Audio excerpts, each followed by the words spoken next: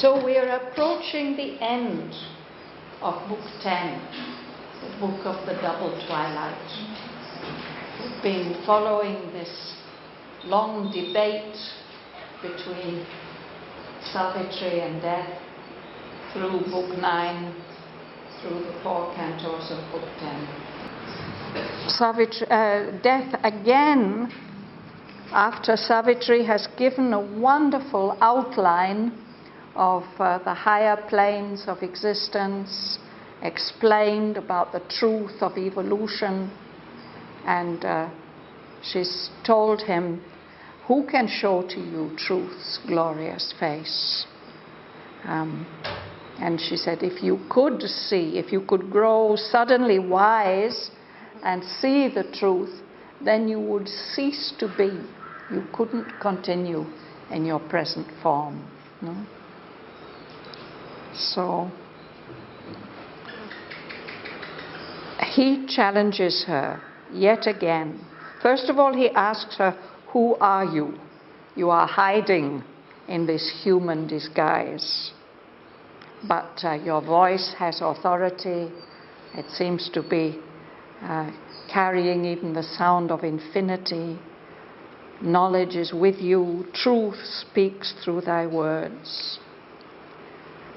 But you've got all these high qualities, all this high knowledge, but where is thy strength to conquer time and death? Have you got the force, God's force, to build heaven's values here on earth?" No? He says, "By power, not light, the great gods rule the world. Reveal thy power, and then I will give back to thee Satyavan." Or, if the source of your power is the mighty mother, the supreme mother, if she is with you, let me see her. Show me her face. So we did read the first few lines of the next section, but I'm going to start again at the break. At the break on page 664.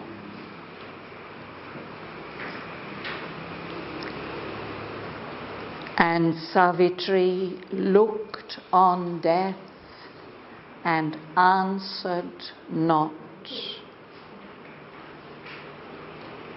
Almost it seemed as if in his symbol shape the world's darkness had consented to heaven light, and God needed no more the inconscience scream. So Death has changed. And on Savitri, a mighty transformation came on her. A halo of the indwelling deity, the immortal's luster that had lit her face and tinted its radiance in her body's house, overflowing, made the air a luminous sea. In a flaming moment of apocalypse, the incarnation thrust aside its veil. A little figure in infinity yet stood and seemed the eternal's very house, as if the world's center was her very soul, and all wide space was but its outer robe.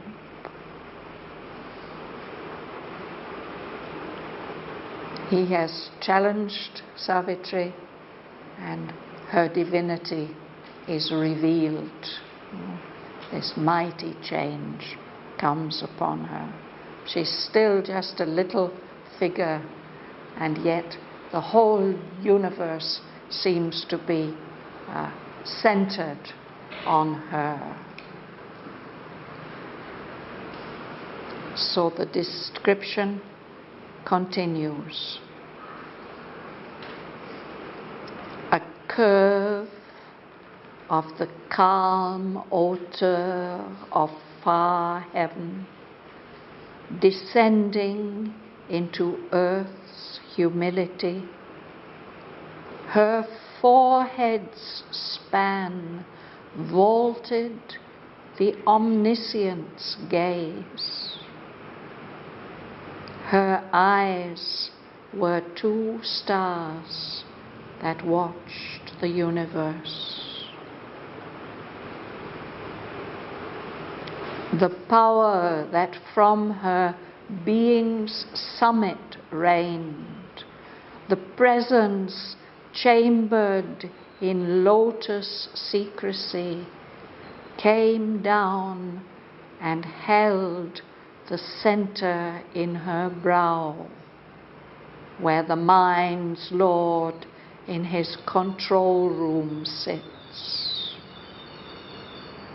There, throned on concentration's native seat, he opens that third mysterious eye in man, the unseen's eye that looks at the unseen, when light with a golden ecstasy fills his brain, and the Eternal's wisdom drives his choice, and eternal will seizes the mortal's will.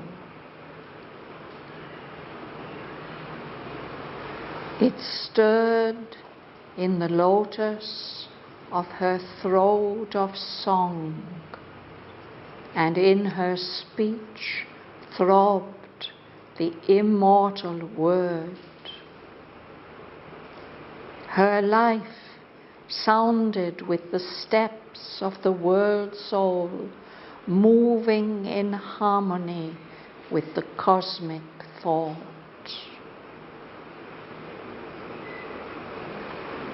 As glides God's Son into the mystic cave, where hides his light from the pursuing gods, it glided into the lotus of her heart and woke in it the force that alters fate.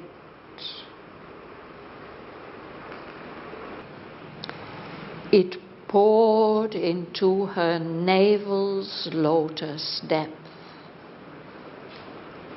lodged in the little life nature's narrow home.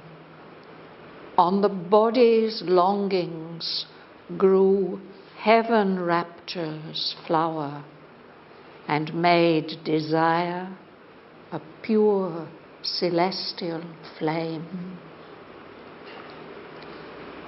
Broke into the cave where coiled world energy sleeps, and smote the thousand-hooded serpent force that blazing towered and clasped the world self above, joined matter's dumbness to the spirit's hush, and filled earth's acts with the spirit's silent power. Thus changed, she waited for the word to speak. Eternity looked into the eyes of death, and darkness saw God's living reality.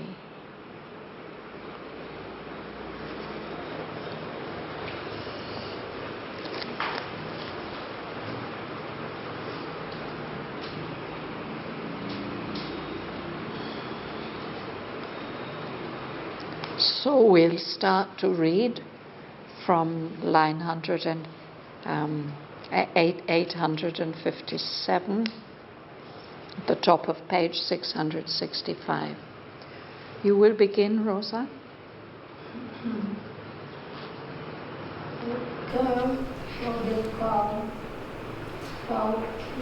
Auteur. Of far heaven is descending into earth's humility. Here, foreheads span, vaulted, their omniscient gaze. Here, eyes were two stars that watched the universe. Yes. So this is describing Savitri's appearance now as she has undergone this transformation. And Aurobindo starts, as he often does, with the brow, the forehead. He says that her forehead, her brow, is like a curve of the calm hauteur of far heaven descending into earth's humility.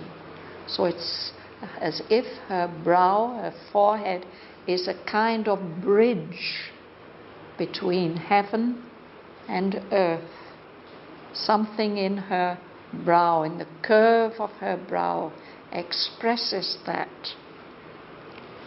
Hauteur is, I think I can say, nobility. What would you say, Joanne? Hauteur.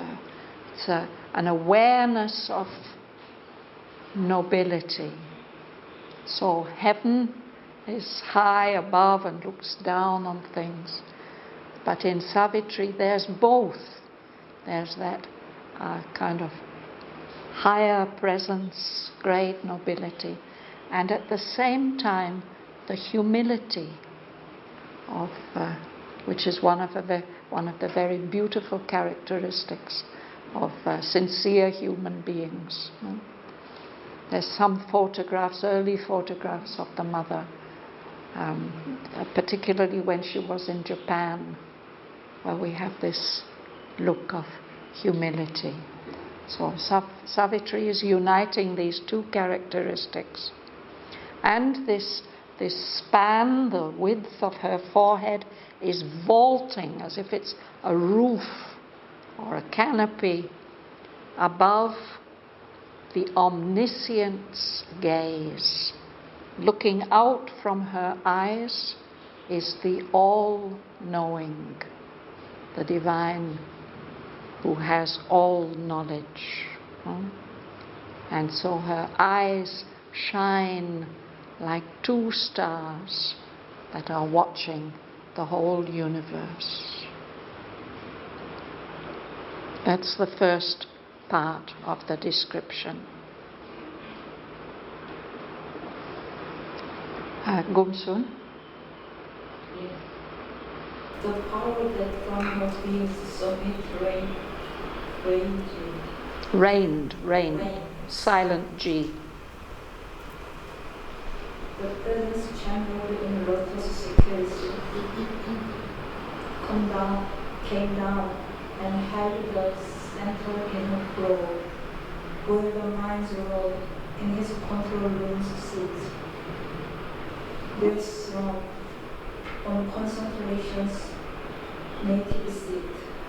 He opens that sudden mysterious eye in man. The unseen's eye that looks at the unseen. When light with the golden ecstasy pierces his brain, and the eternal wisdom drives his choice, and eternal will sees the Mukta's will. Yes.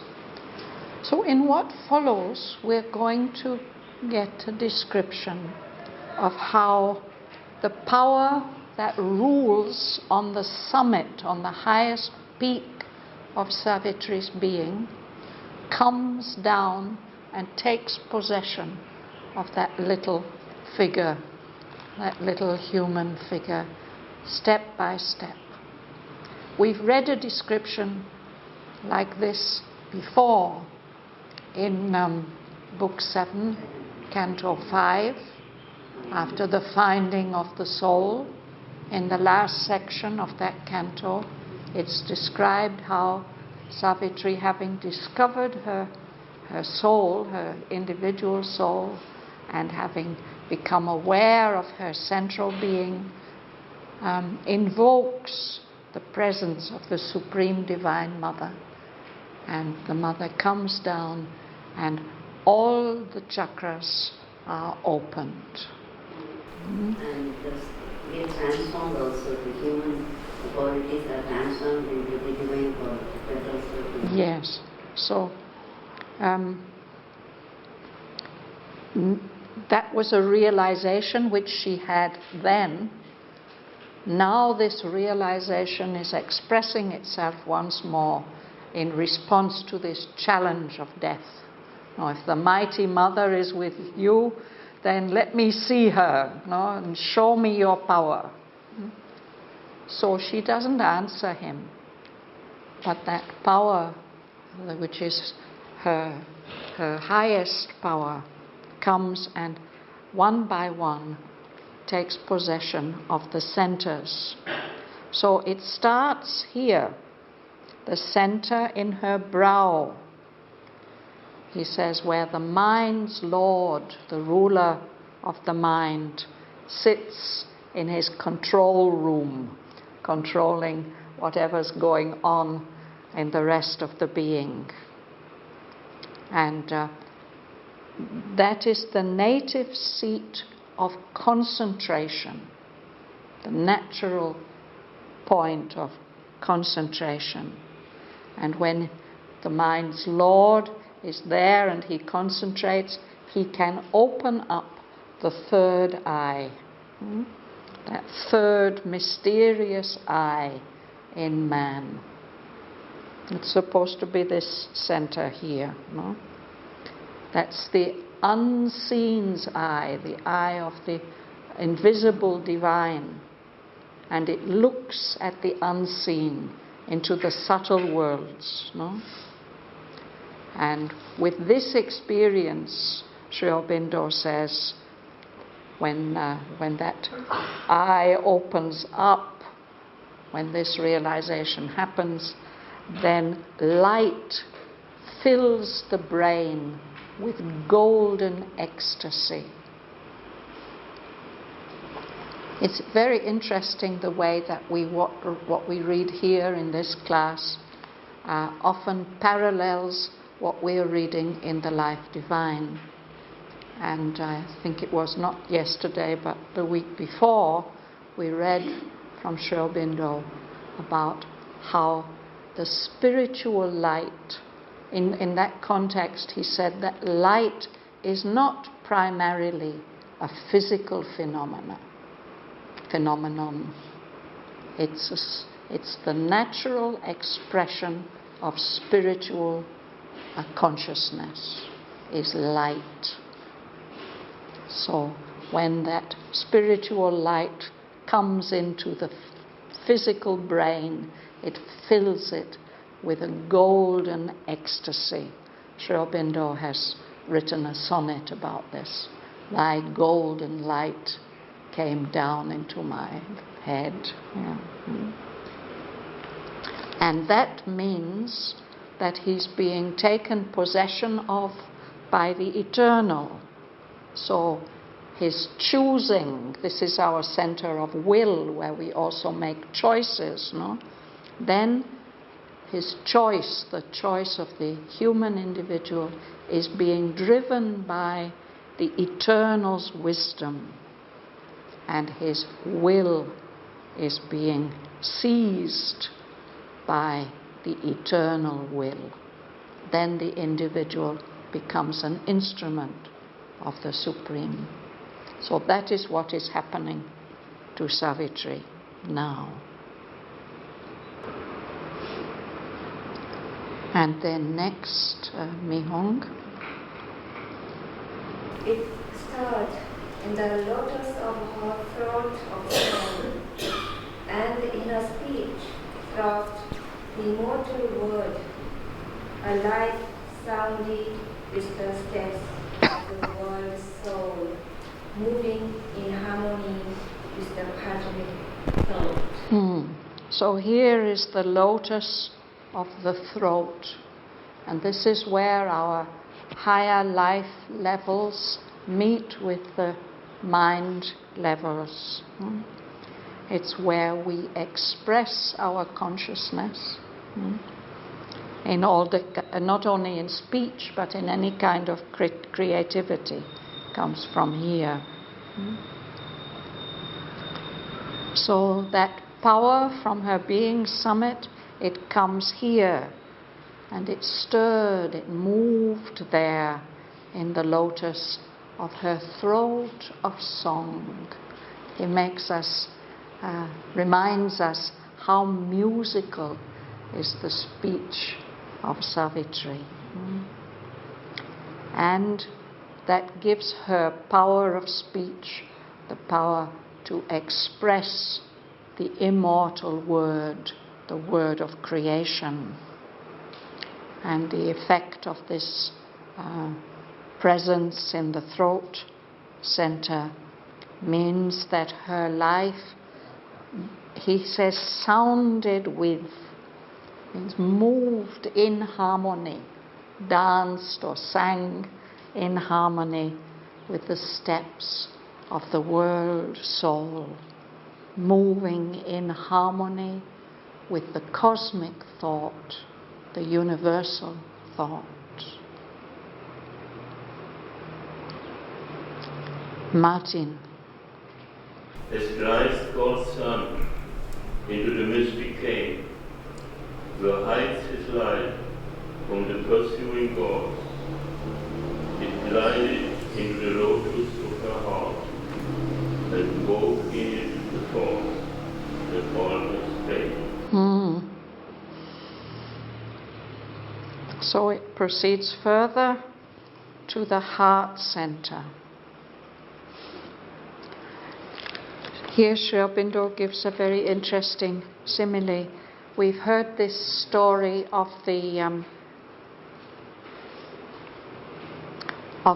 rays of divine light, the rays of the divine sun, the cows of the sun god, how they get hidden in a cave of darkness and they have to be rescued from there. But here he's describing it as if God's Son voluntarily hides itself in the darkness, gliding into that mystic cave to hide his light from the pursuing gods, as if the cosmic powers want to get hold of that light and he's hiding it from them. So in a similar way, this great presence moves, glides into Savitri's heart center, and there it wakes up in her the force, the tremendous power that can alter fate. What can alter fate? Only the power of the Supreme. So this now she's carrying in her heart. Narendra. It poured into her navel's lotus depth, lodged in the little life nature's narrow home. On the body's longings grew heaven rapture's flower, and made desire pure celestial fame. Broke into the cave where coiled world energy sleeps, and smote the 1,000 hooded serpent foes that blazing towered and collapsed the world self above. Joined matter's dumbness to the spirit's hush, and filled earth's acts with the Spirit's silent power. Yes. So it goes down into the navel lotus depth, which is where we have all our relationships with the world around us, with people, with things, the center of the senses.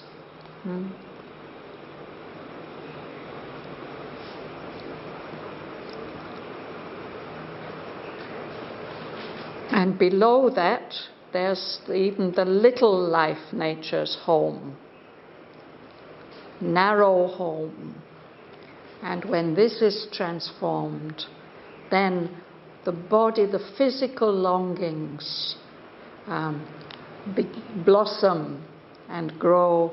Heaven rapture's flower. This gets changed so that even desire becomes a pure celestial flame, a heavenly flame of aspiration and energy.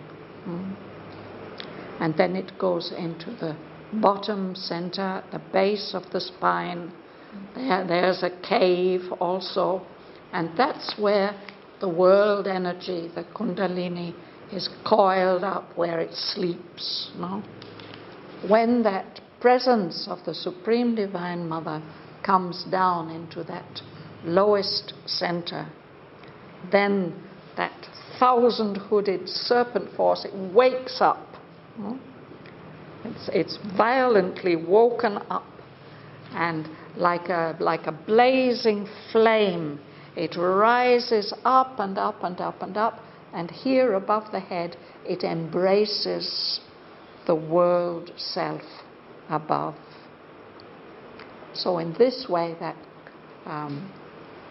column of energy joins all the dumbness, not only the silence, but the unresponsiveness, the inertia of matter, to the hush, the wonderful conscious silence of the spirit above. No? And that fills earth's acts, Savitri's material actions, with the spirit's silent power. So this completes this mighty transformation that came on Savitri in answer to this challenge of death. Yes, Naren. We don't consider top chakra, Sahasrara chakra. He has not mentioned it here. Elsewhere it is mentioned. Elsewhere. Yes. He has not mentioned all the chakras here, no? This one, the crown, but that is where the Kundalini meets the world soul. Is that okay, Narendra? First he says it's already descended to the forehead. No, this is before. Oh, yes. 59 it says it has on the forehead. First, he doesn't say that. He describes her forehead. At the bridge, Yes. It just says about the calm hauteur of far heaven descending into earth's humility. Her forehead span, her eyes. But then he mentions this power that is ruling her from the summit of her being, which is chambered. It has its chamber of lotus secrecy. That can be this crown chakra, which is actually not in the head, but above.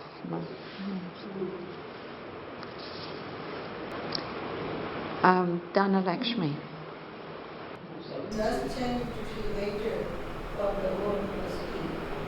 Eternity looked into the eyes of death, and darkness saw source giving darkness. Then the voice was heard that seemed to the stillness felt, or the low calm utterance of infinity, when it speaks to the silence in the heart of the spirit. Yes.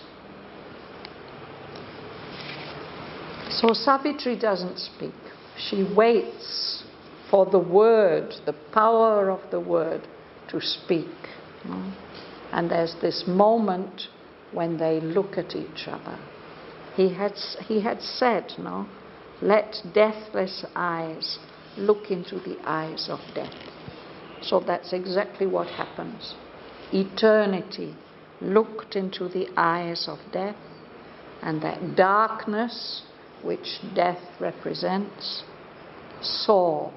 He has to see. He can't help seeing God's living reality. And then a voice was heard. We're not told that it's Savitri's voice. The voice of the Supreme Divine Mother speaks through Savitri. This voice, it sounds like the stillness, the supreme silence itself, or the low, calm utterance of infinity when it speaks to the silence in the heart of sleep. If we are in trance and we hear the voice of the Supreme, the Transcendent, it sounds something like that, not like a voice that's produced in a human body. So what does the voice say? Bhuvana, you would read, please. I hail thee, Almighty and victorious death, from grandiose darkness of the infinite. O void that makest room for all to be, hunger that gnaws at the universe, consuming the whole remnants of the sun, and eatest the whole world with thy jaw of fire, waster of the energy that has made the stars, inconscious, carrier of the seeds of thought, machines in which all knowledge sleeps entombed, and slowly emerges in its hollow breast, wearing the mind's mask of bright ignorance. Thou art my shadow and my instrument. Thank you. So she hails him. Yes, I greet you respectfully. You are almighty and victorious death. And so what does that mean? The voice makes this clear. She says, you grandiose, you're on a superhuman, majestic scale. You are the darkness of the infinite. And you are the emptiness, the nothingness, the void that makes room for everything to exist.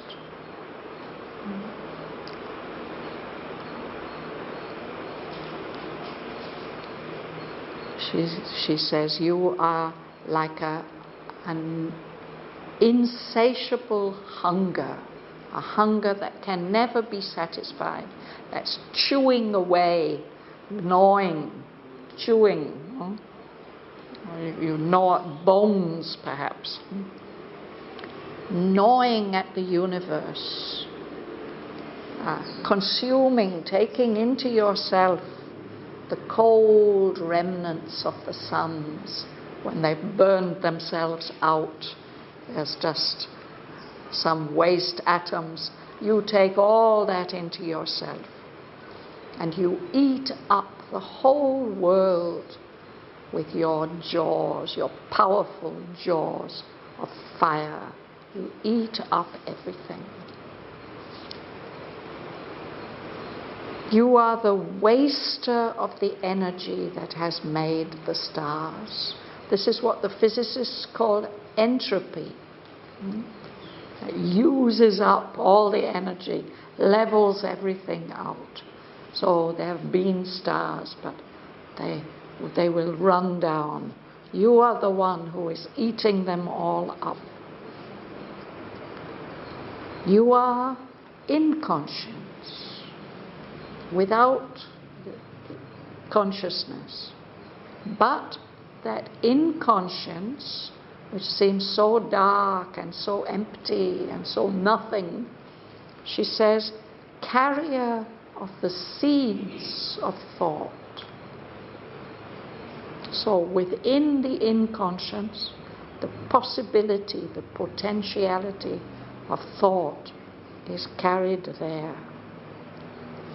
You are the not knowing, the nescience in which all knowledge is sleeping as if in a tomb, as if it is dead. But it slowly emerges in its hollow breast, in the hollow breast of nescience, wearing the mind's mask of bright ignorance. It's a kind of disguise of the all-knowledge. You are my shadow and my instrument. You have to do what I make you do.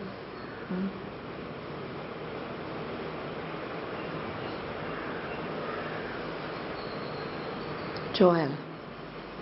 I have given thee thy awful shape of breath, and thy sharp sword of terror and grief and pain, to force the soul of man to struggle for light from the brevity of his half-conscious days.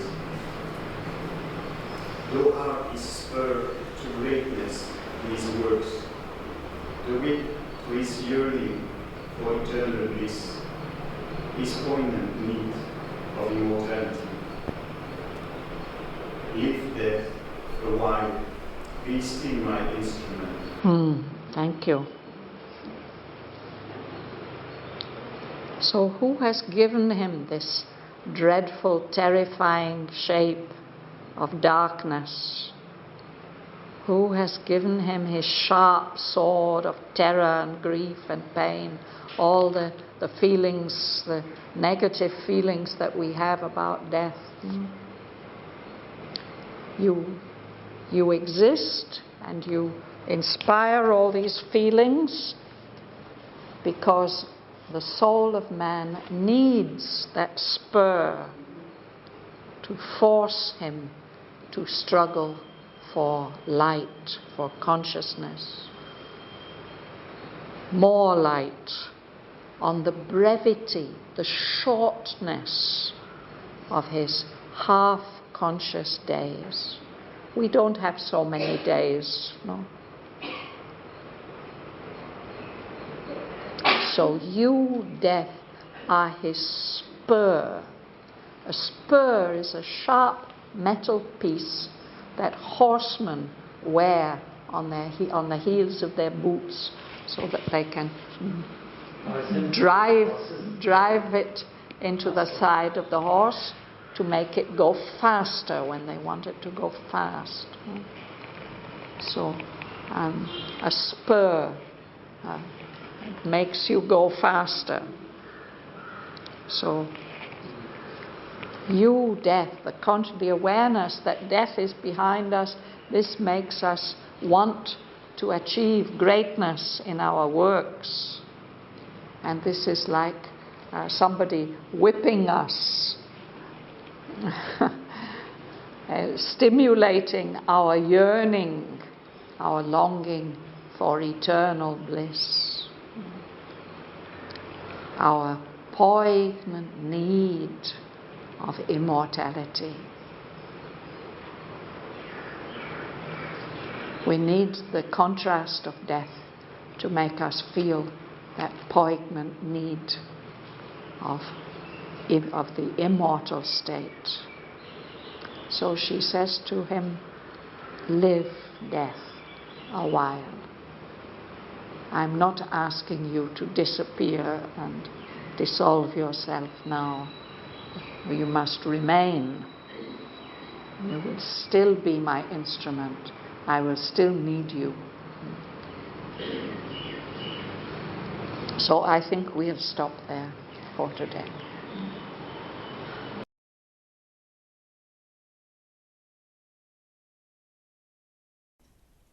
A curve of the calm altar of far heaven, descending into earth's humility, her forehead span vaulted the omniscient's gaze. Her eyes were two stars that watched the universe. The power that from her being's summit reigned, the presence chambered in lotus secrecy, came down and held the center in her brow, where the mind's lord in his control room sits. There, throned on concentration's native seat, he opens that third mysterious eye in man, the unseen's eye that looks at the unseen, when light with a golden ecstasy fills his brain, and the Eternal's wisdom drives his choice, and eternal will seizes the mortal's will. It stirred in the lotus of her throat of song, and in her speech throbbed the immortal word. Her life sounded with the steps of the world soul, moving in harmony with the cosmic thought.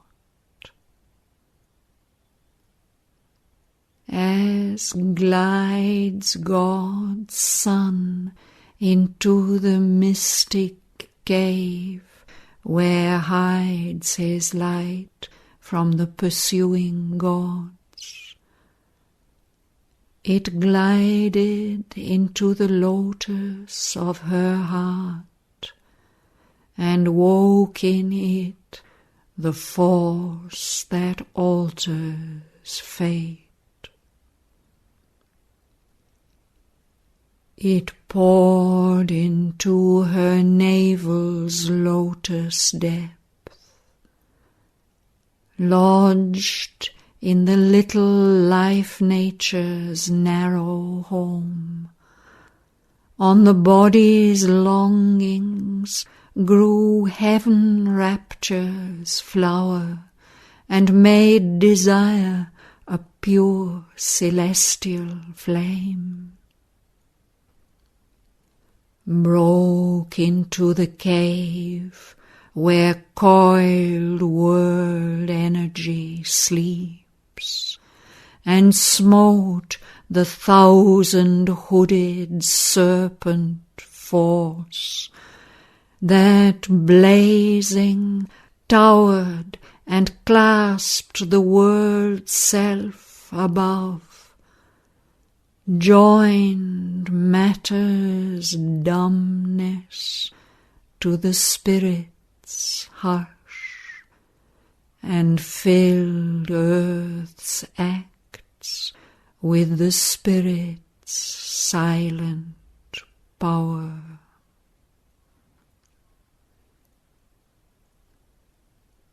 Thus changed, she waited for the word to speak. Eternity looked into the eyes of death, and darkness saw God's living reality.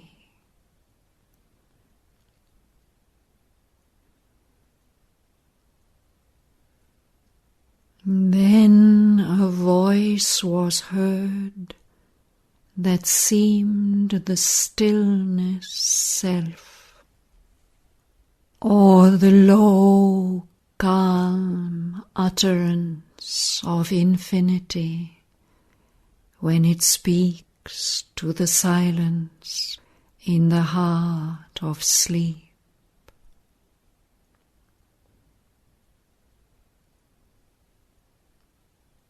I hail thee, almighty and victorious death, thou grandiose darkness of the infinite. O void that makest room for all to be, hunger that gnawest at the universe, consuming the cold remnants of the suns, and eats the whole world with thy jaws of fire, waster of the energy that has made the stars, inconscience, carrier of the seeds of thought, nescience in which all knowledge sleeps entombed and slowly emerges in its hollow breast, wearing the mind's mask of bright ignorance. Thou art my shadow and my instrument. I have given thee thy awful shape of dread, and thy sharp sword of terror and grief and pain, to force the soul of man to struggle for light on the brevity of his half-conscious days. Thou art his spur to greatness in his works, the whip to his yearning for eternal bliss, his poignant need of immortality. Live, death, a while. Be still my instrument.